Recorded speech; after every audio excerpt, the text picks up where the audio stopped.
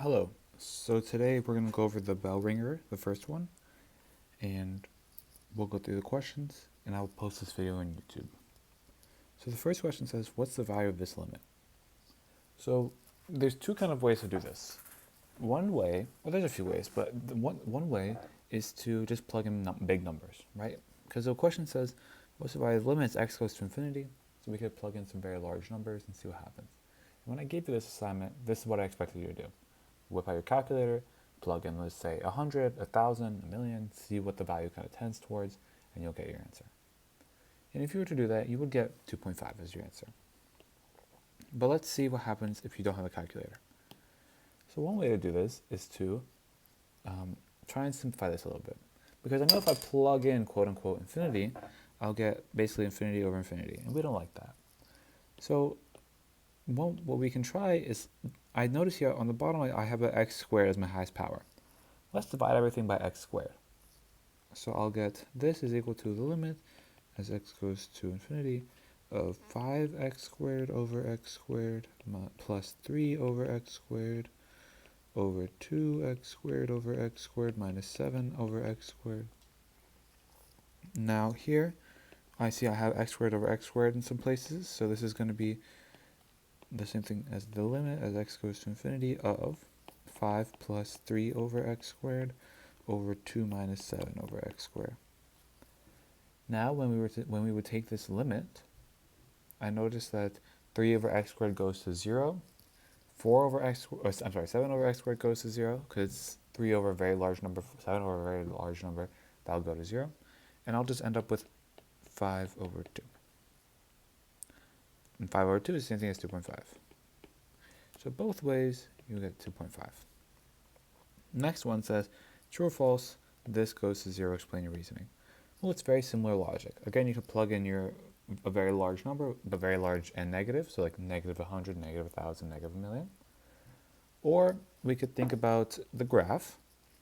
As we look at the graph of 1 over x, it looks like this. Oh, I'm sorry, all the way around, like this. And as we go to negative infinity, this y value kind of goes towards 0. Both ways, we get 0. And you should know 1 over x. That's a graph and the limits you should know.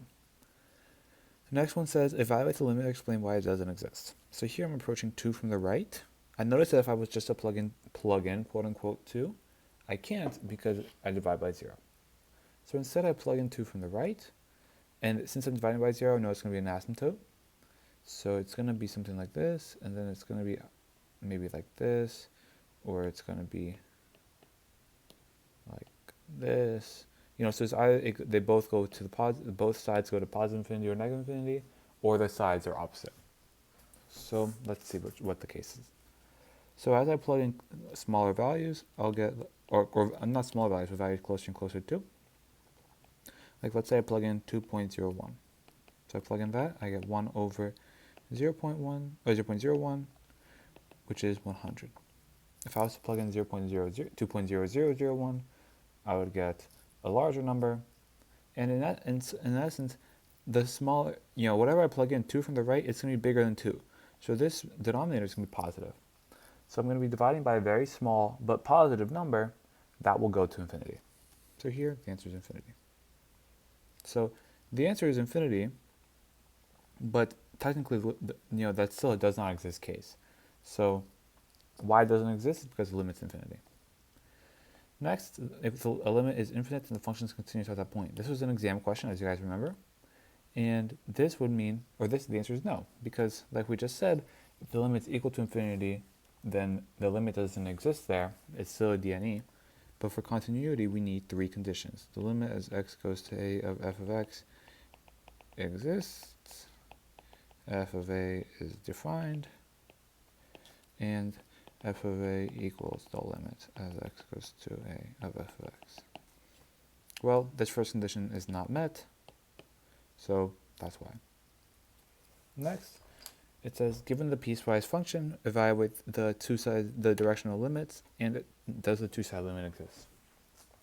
So as we plug in as we take x goes to 1 from the left, that would mean that x is less than 1, so that would be in the first case.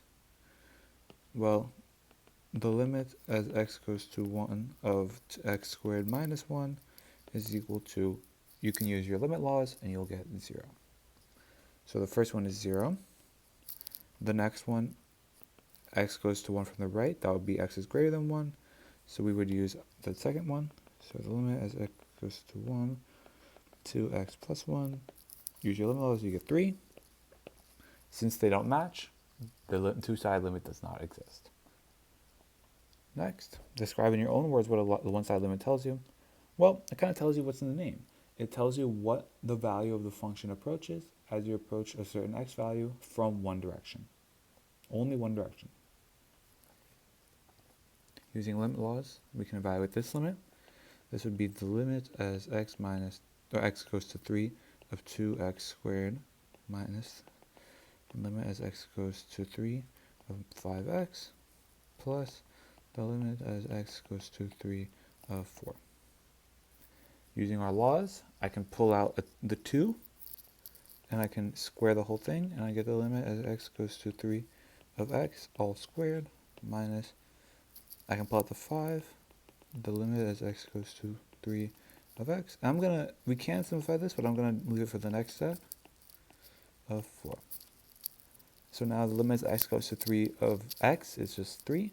So we get 2 times 3 squared minus 5 times 3. And the limit of the constant is the constant.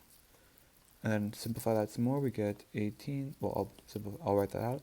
2 times 9 minus 15 plus 4. Which is 18 minus 15 plus 4. Which is 7. Next, use the limit laws to find this. So we know these limits exist, so we can use our limit laws. So we'll get here, we can pull out the 3 and the 2, and we'll get 3 times the limit as x goes to a of f of x, plus 2 times the limit as x goes to a of g of x, which is, using our data, 3 times 4 plus 2 times negative 2, which is 12 minus 4, which is 8. And finally, what condition must be true to use the quotient law? So let me just rewrite. The quotient law is this.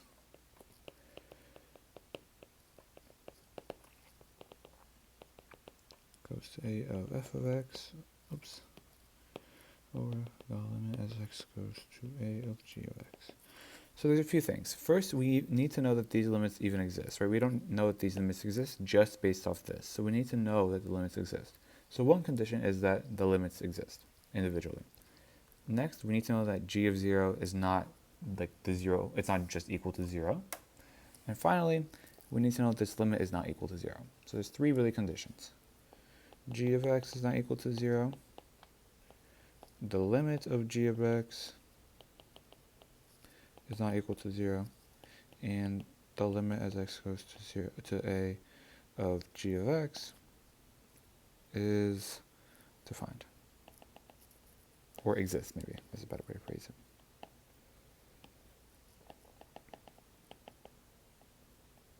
And that's all. If you have any questions, please feel free to let me know.